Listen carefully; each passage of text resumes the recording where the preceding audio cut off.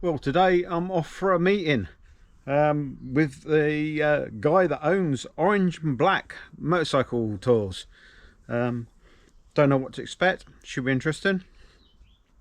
The guy's recently, well, over the last couple of years, moved to Cornwall, and obviously once I had my illness, I never had a chance to meet up with him.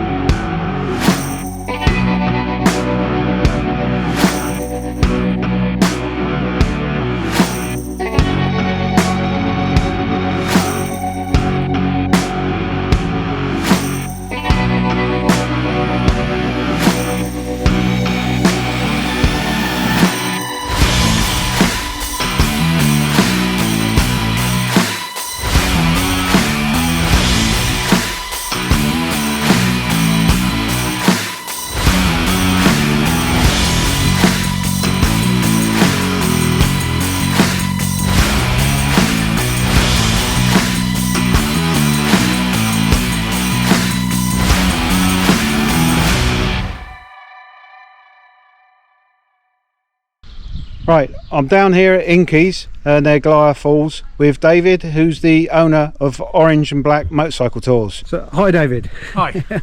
I gather about a year ago you moved down to the sunny climates here in Cornwall. I did, and look what I've done to the weather since I've been here. So yeah, absolutely, no, and loving it. Loving everything about it.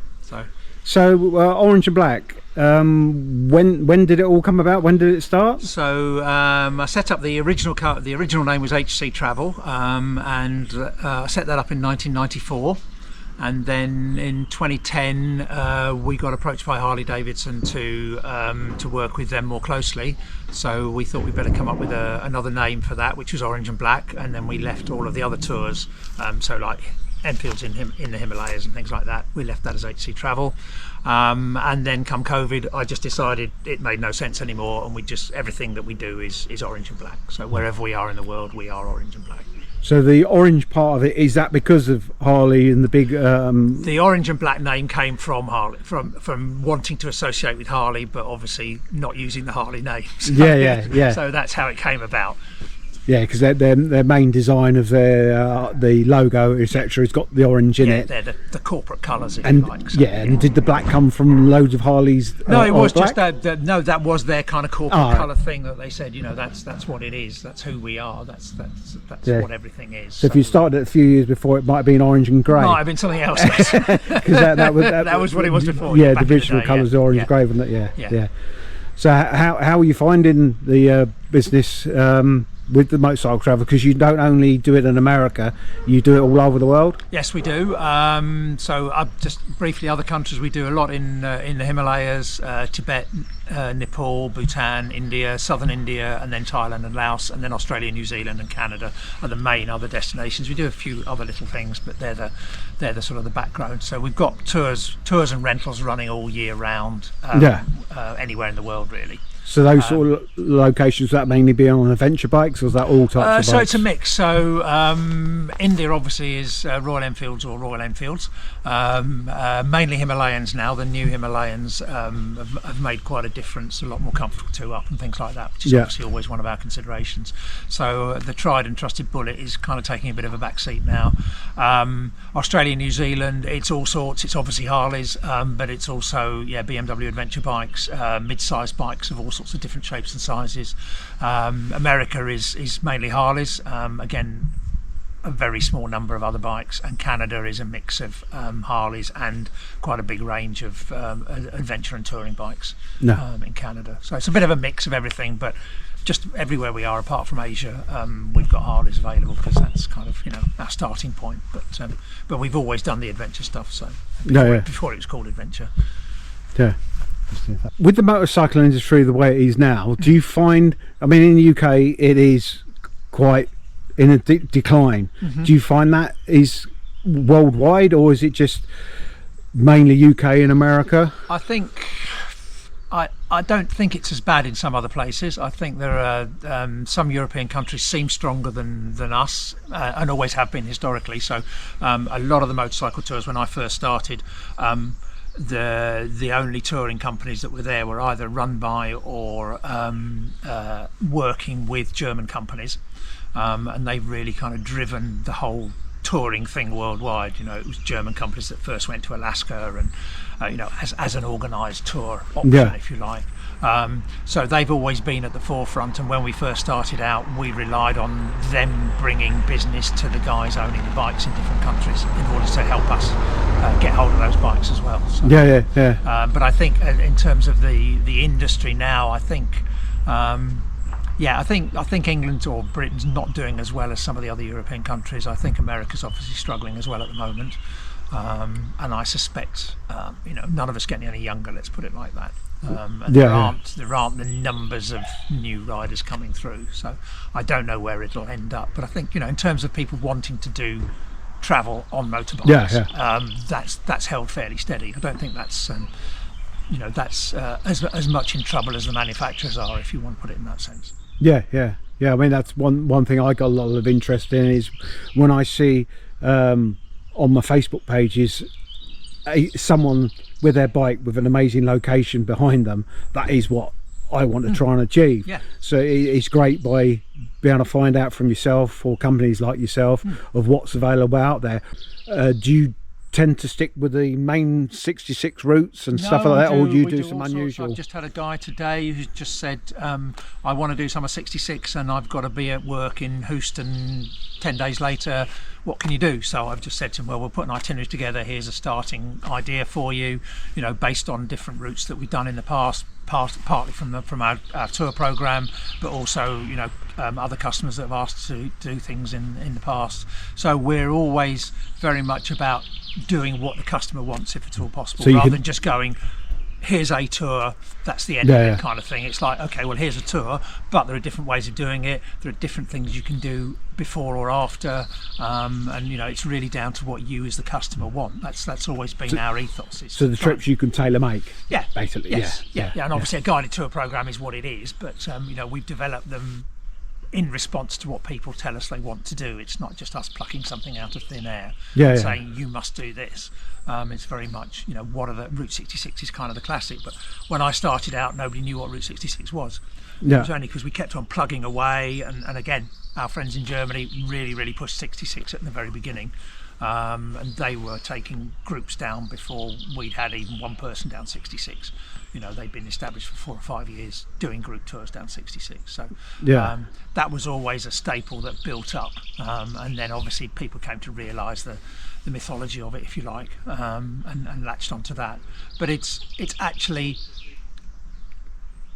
it's not a normal bike tour. That's the weird thing. It's the most popular one that people want to do, but it's actually not what we're looking to do on bike tours normally. We're looking much more at, as you said, the amazing views, the wide open spaces, the unusual, the quirky, just riding a bike and feeling that sense of freedom. And obviously 66 is more about the people and the places than it is about amazing scenery. There's some lovely scenery on it, but there's some much better scenery 200 miles off it in various directions.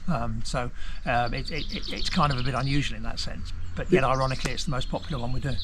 Yeah, because I think I've seen Montana rides at Montana becoming more popular as well. Yeah, those kind of, I mean, I've always tried to encourage people to go to those places because it's just so nice just to be sitting on a bike with just nothing around you and just taking it all and just enjoying it and going, this is what biking's all about, and it doesn't matter what bike you're on really. I've always felt if you're on 2 wheels, that's 80% of the way there, and then if you want to do a bit of brand loyalty or model loyalty, then add that onto the top. But the point is, you're riding a motorbike, you love riding motorbikes, and providing if you've got a pillion that they're comfortable on the back, then you're fairly secure in getting out of keeping out of harm's way. So it's just all about the ride and those kind of places. And America is, I think the nice thing about America is that it does have so much space and so much truly amazing scenery that you can get to relatively easily on a bike and just enjoy the ride rather than to have to fight through the crowds. Yeah, I mean, when I've been out there, I just find the roads so much longer. You can enjoy yourself. You do get the curves, but you also have nice straights. You can then just relax, take it in, look around, and there always seems to be a waterfall every 9 to 10 miles somewhere, there's always something. If you're willing to explore, there's plenty to find. Yeah, absolutely. So where's the main place people can find you on? So the website is orangeandblack.co.uk. That's orange-and-black.co.uk. That's the simple way. You can Google that as well. We're on Facebook as well, so Orange and Black on Facebook, Instagram, all the usual kinds of things like that. But the website's probably a good place to start. The tour programs are on there. There's rental options there as well. The self-guided selected itineraries there, so people can just have a look through that, get in touch and say this is what we want to do, and we'll do it. We're a fully licensed UK tour operator, so we're very unusual in that. So we have an ATOL license. That means we do flight packages for people.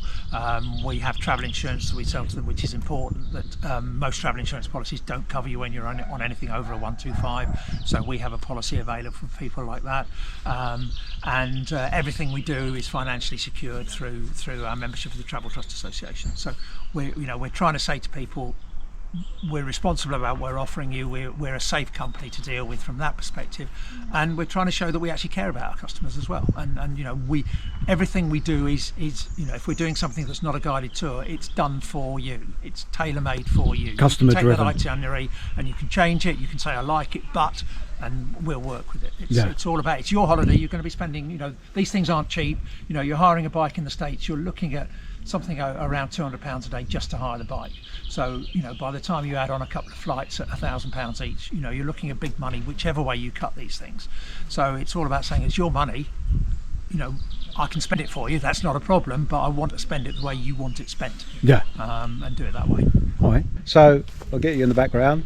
Okay. Thank you very much for No, my pleasure. spending time talking with me. My pleasure. It's been really nice. Hopefully the dandelion infestation that we've got flying around us doesn't come out too much. But no, it's been really interesting. Snow. Yeah, but it's been really interesting talking to you and meeting you. Thanks for the opportunity. And welcome to Cornwall. Thank you.